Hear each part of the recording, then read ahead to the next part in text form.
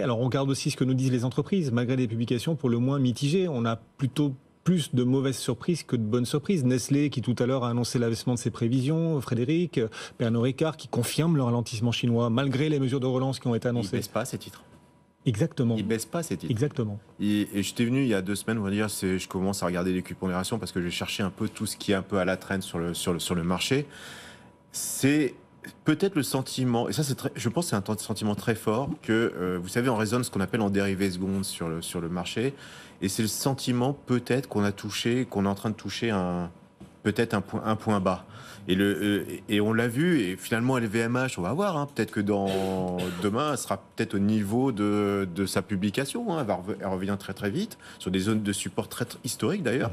Pernod Ricard, effectivement, les chiffres sont mauvais, mais il faut juste aussi relativiser.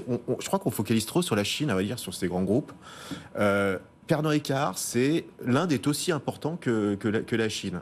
Alors, c'est vrai que c'était une part importante de la croissance, mais lorsqu'on regarde LVMH, quand on regarde Pernod Ricard, c'est 7 à 11% du résultat de ces groupes. Oui. Les États-Unis, c'est plutôt solide, ça tient encore la route. Donc, on a encore des moteurs. Alors, le Japon, il y a des effets un peu de change aussi qui sont un peu défavorables, mais quand on voit ça, et finalement, bon an, mal an, ça tient.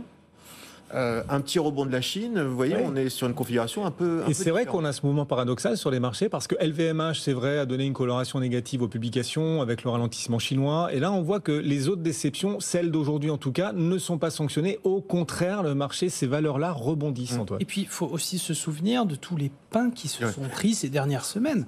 Donc, il y a certaines choses qui rentrent en ligne de compte, qui étaient peut-être déjà intégrées au cours. Effectivement, pas mal de mauvaises nouvelles. Permettez de rebondir juste rapidement là-dessus.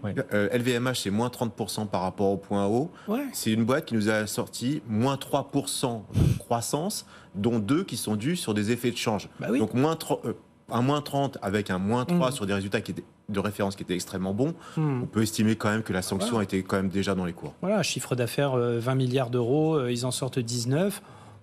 Il n'y a pas de quoi massacrer le titre non plus. Non, il y a beaucoup de choses qui étaient dans les cours. Et effectivement, le fait que certains groupes comme Nestlé annonce des mauvaises nouvelles, mais enfin pas trop non plus. Enfin, c'est quand même un nouvel abaissement des prévisions. Le titre gagne 3%. Oui, mais le parcours était pas assez mauvais. C'est un chemin de croix. Hein, et c'est vrai qu'il se réorganise aussi. Nestlé, ça a été compliqué ces derniers mois aussi. Effectivement.